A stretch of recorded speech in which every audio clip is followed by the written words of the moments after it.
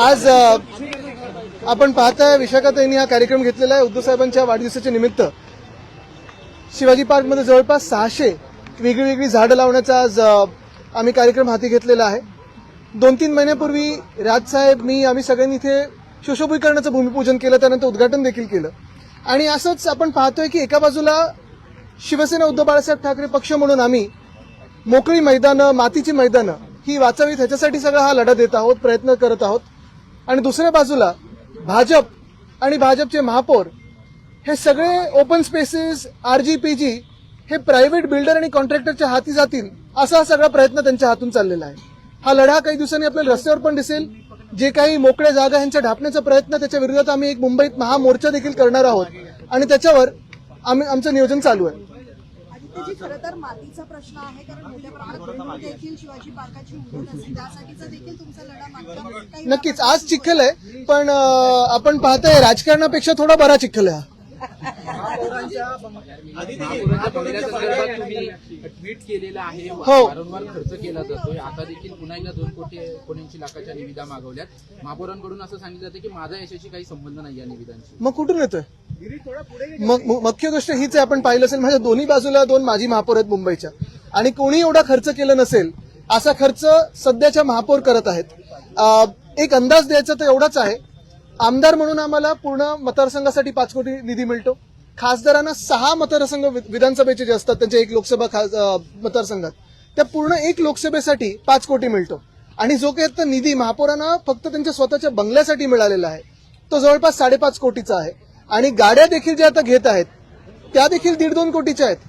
तर म्हणजे हा सगळा खर्च स्वतःवर कशासाठी करताय? कुठे नेमकं तुम्हाला काय दाखवायचं जगाला? महापौर बंगला काही तुम्ही वेगळं काही आता टुरिस्ट प्लेस निर्माण करणार आहात की ताजमहल बांधणार आहात तिथे? कॉन्क्रिटीकरणाचा एक्सपोज केली आहे. कोणी गुंगी गुडिया असं सुनेत्र पवार यांना संबोधल्यानंतर राष्ट्रवादीचे जे कार्यकर्ते आहेत ते काँग्रेसच्या कार्यालयामध्ये गेले होते. नाही, मला वाटतं त्याच्यात मला पडायचं नाही. मुख्य गोष्ट हीच आहे की आपण पाहतोय राष्ट्रवादीच्या अंतर्गत राजकारणात आम्हाला काही पडायचं नाही. सुशोभीकरणाचा प्रश्न सुरू आहे, स्वच्छतेचा प्रश्न देखील मोठ्या प्रमाणात उद्भवलेला आहे. खरं तर महापौरांकडे किंवा मग पालिका प्रशासनाकडे गाड्या खरेदी करण्यासाठी पैसे आहेत, मग मुंबईकरांचे जे कर घेतले जातात, जुहू चौपाटी साफ करण्यासाठी पैसे नाही आहेत का? आजचा 24वा दिवस आहे, लोकशाही तुम्ही पाहिलं असेल जुहू चौपाटीचा कचरा असेल तिथे आमच्या विरोधी पक्षाच्या नेत्या किशोरीताई जाऊन पण आल्या, तिथे देखील प्रश्न देखील विचारले.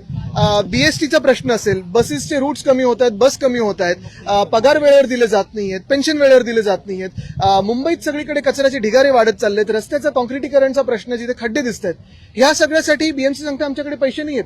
पण महापौर बंगल्यासाठी 5.5 कोटी उडवण्यासाठी असतील किंवा मग नवीन गाड्यांसाठी असतील, इथे बरोबर पैसे सापडतात त्यांना. टेंडर काढलं गेलेलं आहे. स्वतः अमित साटम बोलले की ट्रॅश बूम बसवण्यात आले, पण ट्रॅश बूमच नाहीयेत. खरं चाटमवर विश्वास ठेवू नका. रस्त्याचं कॉन्क्रिटीकरण रस्त्याचं कॉन्क्रिटीकरण करण्यात आलं होतं, मात्र पहिल्या ज्या ABCD वॉर्ड आहे त्या ठिकाणी 3,79 लाखाचं खड्ड्यांसाठी निविदा काढण्यात आलेल्या आहेत. एकीकडे आयुक्तच म्हणतात की कॉन्क्रिटीकरण झाल्यामुळे खड्ड्यांचा खर्च वाचणार आहे. ABCD वॉर्डमध्ये साधारणपणे ABC वॉर्डमध्ये खरं तर कोणाचं वर्चस्व आहे, कोणाचं लक्ष ओपन स्पेसेसवर आहे. जसं काही रायगडमधले ओपन स्पेसेस घेतले असतील तसं इथे कोणाचं आहे का, हे देखील आपण शोधून काढावं.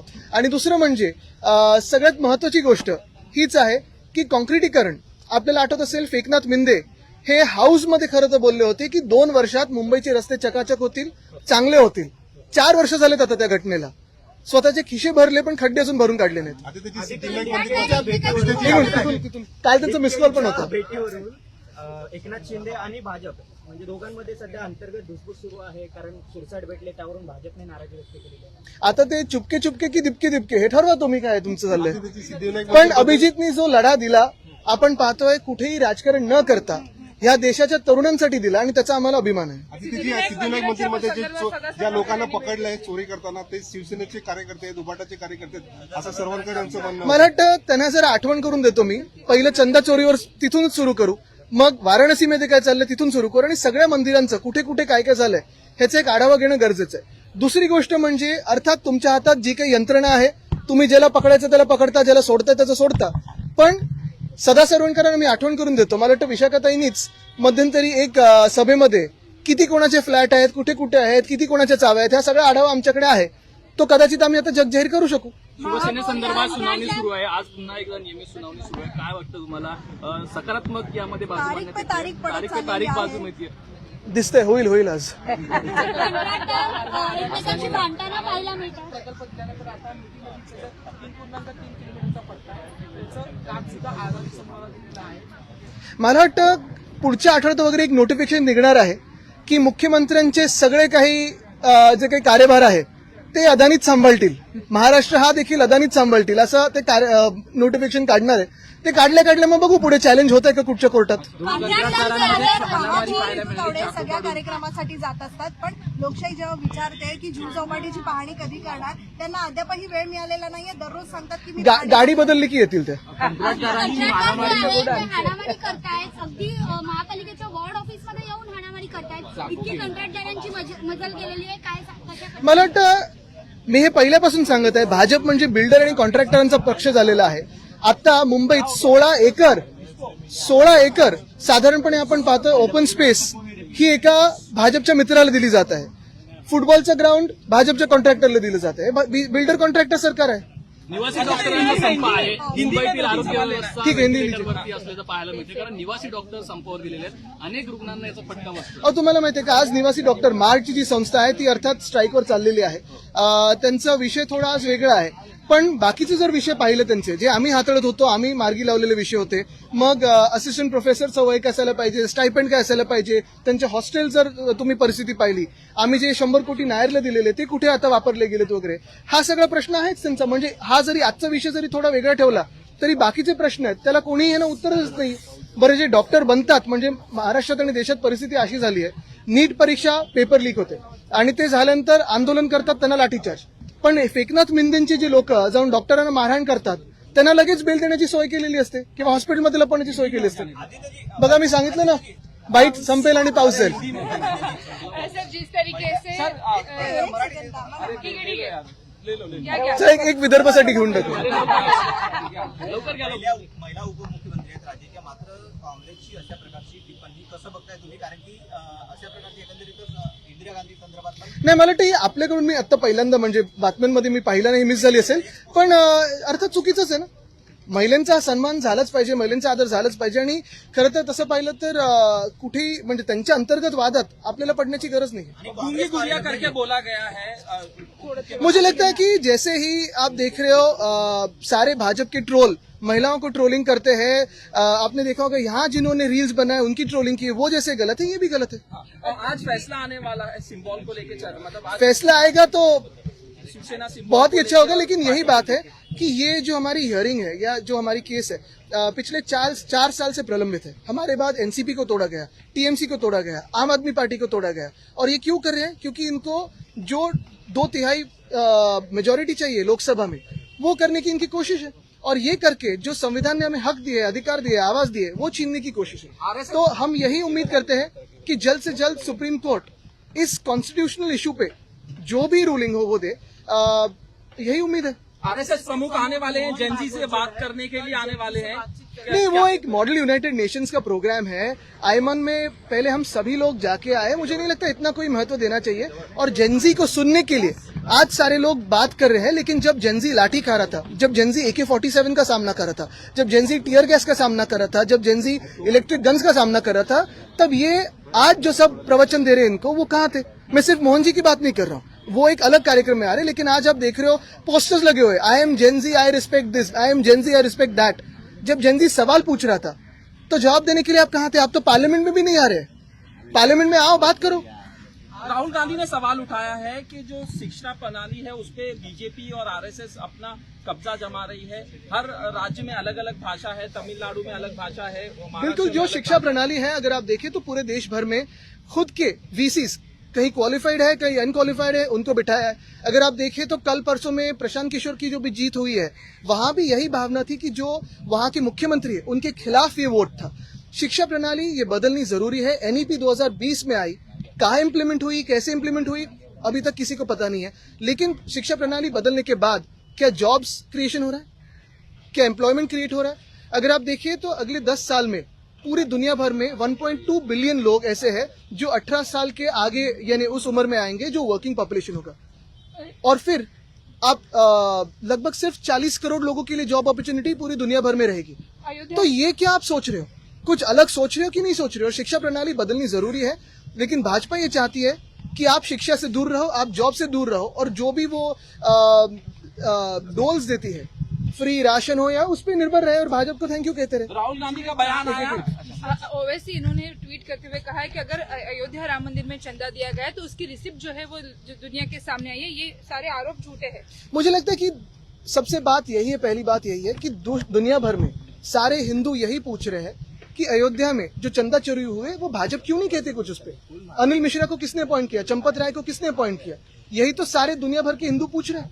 4 महीने से मरम्मत चल रही है, करोड़। आपको एक अंदाज देता हूं, एमपी लैड फंड ये 5 करोड़ का होता है, महाराष्ट्र में एमएलए को भी 5 करोड़ मिलते हैं, और इससे बढ़कर लगभग 6 करोड़ तक जो रकम है वो मेयर हाउस के सिर्फ मुरम्मत पे जा रही है।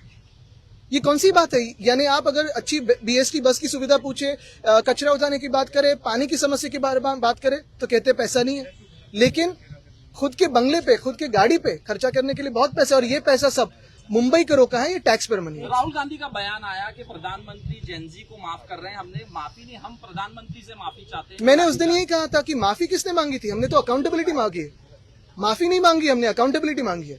और जेनजी को आप माफ कर रहे हो, लाठी किसने चलाई थी? आओ पार्लियामेंट में बात कीजिए, टीयर गॅस किसने चलाया था, AK-47 किसने चलाया था, बात कीजिए पार्लियामेंट में। आदित्यजी, एक शेवटचा प्रश्न, पर्यावरण हा तुमच्या जवळचा विषय आहे, अमित ठाकरे असतील तुमच्या जवळचा विषय, तुम्ही स्वतः जीव चौपाटीसाठी काही मोहीम राबवणार असतील तर केव्हा राबवणार? मला वाटतं एक पहिली गोष्ट हीच आहे की आपल्या मुंबईच्या सगळ्याच चौपाट्यांवर आपण पाहत असाल कचरा हा खूप मोठ्या संख्येत येतो। ह्याचं कारण एक आहे, कारण समुद्राचे जे लाटा असतात किंवा जो करंट असतो तो आपण जो काही कचरा आपल्या ह्या नद्यांमध्ये किंवा नाल्यांमध्ये फेकतो तो साहजिकपणे परत येतो, कारण तो त्या टाईडपणे येतो। पण जेवढे लोक मुंबई महानगरपालिकेने पेपरवर एम्प्लॉय केलेले आहेत, स्वच्छतेसाठी असेल, साफसफाईसाठी असेल, ते खरोखर तिथे ड्युटीवर असतात का? आता आपल्याला माहिती आहे, अफरोज शाह जे माझे मित्र आहेत ते गेले जवळपास 10-12 वर्ष दररोज तिथे जातात। वर्सोवा असेल, ज्यू असेल, त्यांनी ती मोहीम राबवली। अक्सा बीचला कधी कधी आता ते डोंगरांमध्ये, खोऱ्यांमध्ये जातात, तिकडे देखील गावांना कचऱ्याची विल्हेवाट कशी लावायची ह्याचं ट्रेनिंग देत असतात। पण हे सगळं जर एक अफरोज शाह करू शकतात, त्यांचे व्हॉलंटियर्स करू शकतात, तर मग सरकार किंवा बीएमसी का नाही करत? बरं, पेपरवर जर तुम्ही माहिती काढली तर तिथे तेवढी लोक दिसतील, पण हे कॉन्ट्रॅक्टर कोण आहेत जे 60 लोक दाखवतात आणि 2 लोक ठेवतात? ते 2 लोक बिचारे काय करू शकणार आहेत? कचरा साफ करू शकणार आहेत का? कचरा हा येत राहणार, तिथे क्रॅश बूम बॅरियर तुम्ही लावू नाही शकत, कारण समुद्राच्या लाटा तेवढ्या महत्वाच्या आणि जोरात असतात।